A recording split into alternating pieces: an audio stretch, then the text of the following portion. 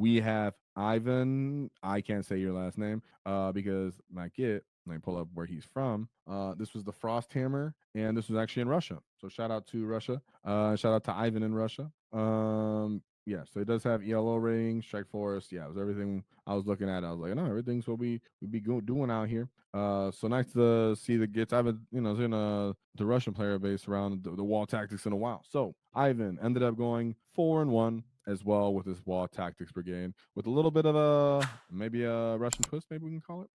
So let me get rid of some of these data. Not these data sheets. Let me get some of these slides again, because sometimes I have too many tabs open, Gits, and then I start clicking and fat fingering and all types of stuff. All right, cool. All right, cool. So we have Boss Snickra. So is Boss Snickra on your tactical brigade list?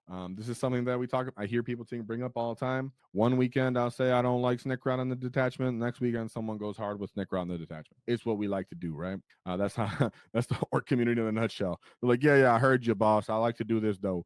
Great job by that. So we have a Big Mech and Mega Armor with Mech Captain. That's the one thing that's unrefutable. That's fantastic. Two Big Mechs with shock attack guns. Nice to see a little bit of a break from 3 Tankbusters. Even for me, like personally, I've been using mostly 2. Now, have I used 3? Yes, but it's kind of nice sometimes to be like, no more Doc, I want to crump you. So with that being said, he has a war boss with squad leader. So we've talked about squad leader. I was always direct about, I don't love it. I don't love how it works, but if you're going to do it, you got to full commit. And my boy full committed. My boy brought Snickra and 2 units of commandos along with squad leader. Then he has a war boss in mega armor with Mork's cunning. Maybe just putting it on the battlefield. It's not scared of indirect fire. So if you don't go first, you're like, what are you gonna do? Shoot mortars at me, bro? Whatever. Put a lava at me. So then you can pick them up and put them in reserve when you feel like it, and then redeploy whatever else you want. Or you can choose to just be hyper effective, like aggressive, put them around the line in the truck they're in, and then make the enemy respond and then pull them back. Well, if it's in a truck, they can't do the pullback thing, but something else could be threatening in that way. We do have a battle wagon on here as well, by the way, right? So 2 units of 5 Storm Boys, 3 trucks, 1 battle wagon, 1 5-man units of burners, a flash kit 10-man brick, 1 grot unit, 2 commandos, 1 unit of ludas, 1 big brick of mega knobs with twin kill saws, 2 tank buses, and then a battle wagon with the art case and zap gun. Let's go. Now you could put 2 tank busters and a burner boy, for example, into a battle wagon if you chose to, or just a Luda unit, like we said before. I typically like to assume the Luda units for scoring, not for really looking to do damage. On the other list that we discussed, it might have, but that's because there's multiple solo mechs to give orders. In this case, there are not, which is something that I also found was interesting. So Snickrat was the one that was up there with the commandos giving them orders. Love to see it. Then you have the war boss giving the other guy order. So Snickrat's not, I'm not assuming he was attached to the commando unit. He might have been. I'm crazy. Let me know, Russians, but I don't think so. With that being said, every other asset can end up in a truck and in a battle wagon, other than the Storm Boys, which could easily go in reserve. And actually, one of those Storm Boy units could go in the battle wagon if you really wanted to, which yes, I have done, and it feels pretty good to disembark, move, advance, charge, right? So disembark 3, move, advance, charge, especially after the battle wagon is kind of moved up to take a position, but not really that often, but I do it. Just saying, it happens. It happens. You get the burner boys are something that I've been trying more. Still not love them and try to avoid them as much as I can, but sometimes you just got 60 points, right? You let me know what you think. Am I just hating on burner boys? Am I just hating on burner boys? Come on now. Shout out to our sponsors, the Baron of Dice, as they helped us do our Waaaghtaktiks dice. So shout them out. Check them out in the description, 5% off in the discount because nobody likes taxes. And shout out to Baron of Dice. They allow us to do our paint competition. So thank you very much to them. So let's take a look at our Gitz path to victory. Because he didn't go until he lost that last round. And the last round he lost to the guy who got first place. So no shame in that. No shame in that, especially because you won all your games up to this, right? I feel different losing the very last game than losing the first game and then winning all of them, right? There's a different spectrum. So great job here. But we will look at the path to victory. So first game, it is the Adeptus Astartes Firestorm Assault Force. Now, this I've played into this style. And they can do some work into orcs simply because the flamers do a great job, and then now the meltas have gotten to strength 10, so it's like, oh, okay, so things can get kind of cool. We have Adrex, Agatone, Apothecary, Bladeguard Ancient, and Caladius Assassin, Intercessor, Blade Guard Squad, Eradicator Brick, Hellblaster Brick, Inceptor, 2 Scouts, a Drop Pod, Gladiator Lancer, Redeemer, and then a Repulsor. So in reality, this Blade Guard unit does get the champion, and these guys could end up getting +1 to wound, so they can end up doing quite well in the combat. And they do usually go with Adrax Agatone, from what I remember, or I think he goes with Erratic. It's been a while, right? Yeah, it's about Biologist might go with the Blade Guard. And then other than that, it's just typical Flamer Melta, typical stuff. 78-point win. Surprisingly there for Ivan, because he was like, oh, I got all the tools. Yet, when you're trying to play with so many kind of like everything's in the transport and then the commandos are on the open, it can get twisted if you don't go first. And then these guys end up just taking their flamers and closing the distance on you, right? And they're like, hey, I heard you're hiding behind that building, commando. And they started trying to take out your units. That's the scary part of running one of these like alpha strikey kind of play early 20 mandos. Each one has like a character nearby them. It's a lot of points. People can kind of get the initiative off on you if things don't go your way. The drop pod could be a kind of cool in this case where you're like, nope, no cool drop pod spot for you, haha.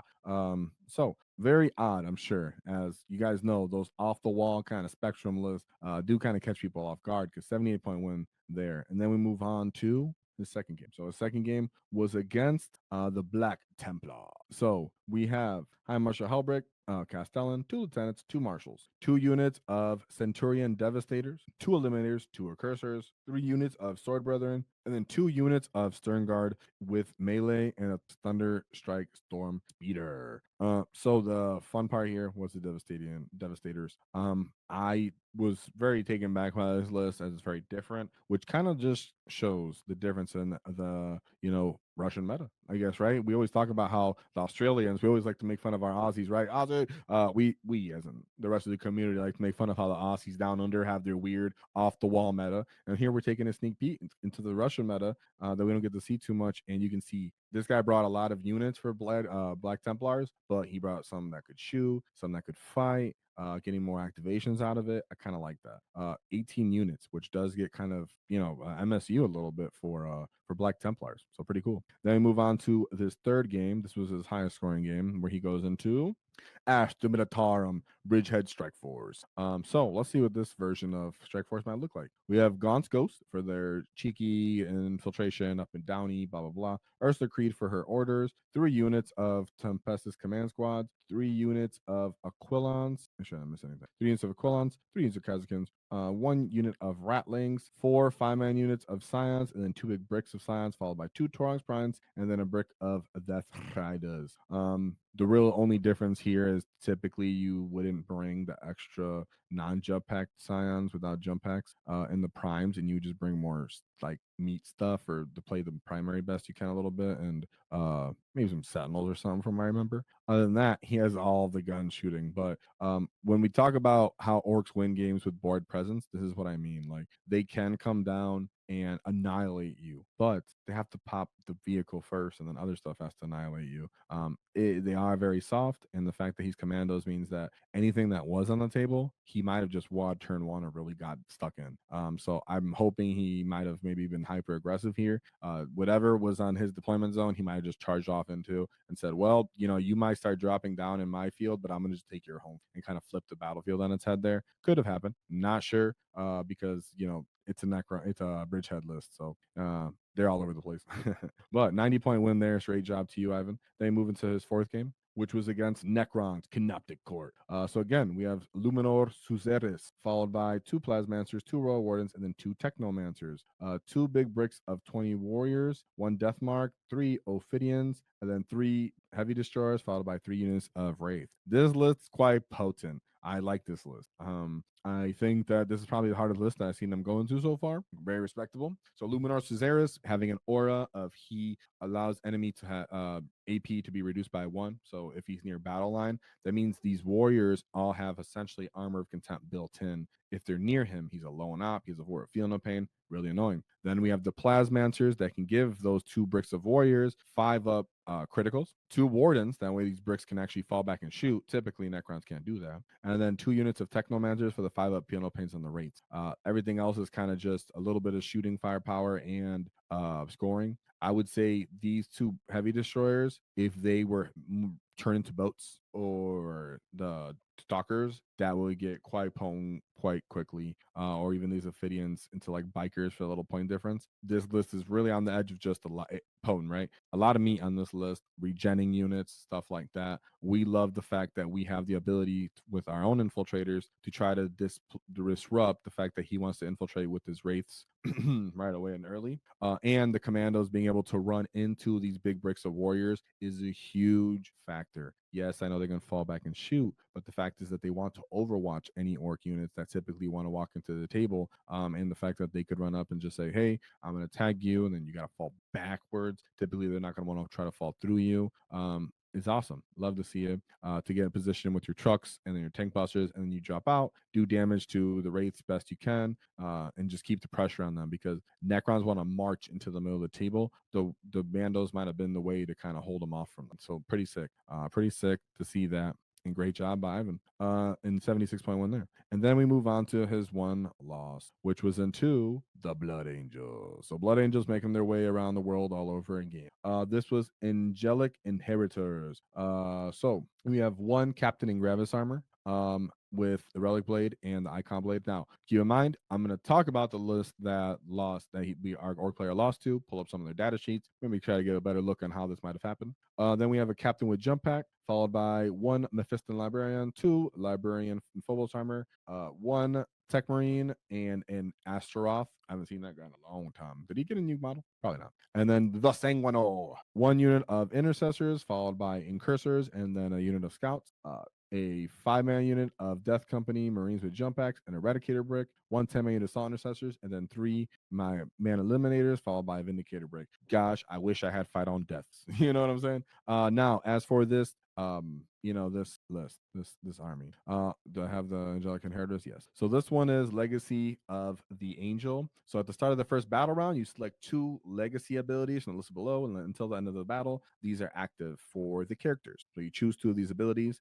Able to fall back, shoot, and charge is one. The other one is reroll hits of 1 and wound rolls of 1. You can reroll advances and charges is the other one. So all quite valuable. And to orcs, you're probably going to bring Wrath and the Appointed Hour. The interesting strat here is that in your command phase, you can pick 1 infantry unit from your army, select a non-character model from your unit in your unit, and then he has the unit character keyword. That means the units that aren't characters can now take advantage of the data sheet of the detachment ability. Pretty cool. Now the Sanguinor himself is a little dork where he likes to jump in from reserve at the end of your charge. So you make a charge off, and then this dork drops in from space right next to you. Hey, Kool-Aid Man through the wall, and there he is, and he's in engagement range.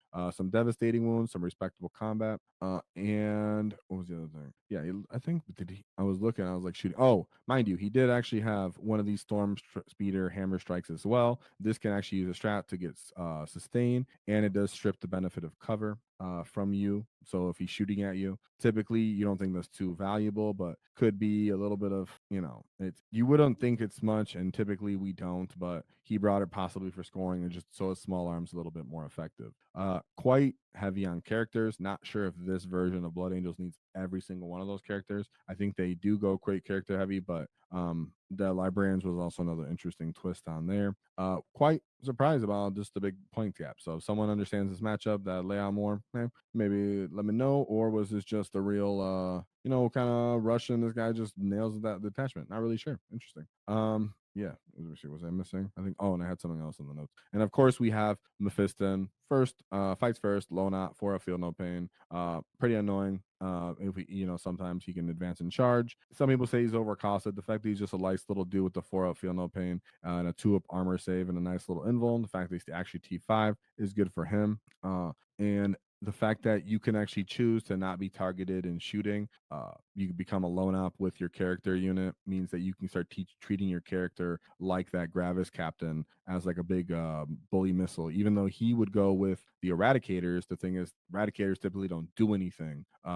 So if you did choose, I don't think he did into orcs, but if you do choose the ability to fall back, shoot, and charge, it means you could shoot with your Eradicators, charge something, and then possibly fall back from it. or you just have it there because you want the reroll hits of 1 and the wound rolls of 1. Therefore, you have, but they already reroll hits, but for other units, for example. So nonetheless, off the wall meta out here in Russia with the Frost Hammer, and shout out to Ivan for overcoming them of those units, but also bringing his own off the wall meta list. But I love to see it. I love that he fully committed to the mid table. I'm gonna play stand toe to toe and bang with 20 Mandos, War Boss, and a Snick then the War Boss and Mega Armor with Mega Knobs. He had some Tankbusters, a Battle Wagon, 3 trucks, Burna Boyz, the Mega Mech, and then last but not least, Mork's Kunnin, because being cunning is what we win about this weekend. Whoa for Ivan and his cunning Waaaghtaktiks Brigade WAAAGH. Be a cunning git and check out our new order markers that are in our store. So shout out to you Gitz being cunning. Help you guys get all the orders set on the table, nice and clean for all you Gitz to get stuck in. If you enjoyed the clip, check out the full video here.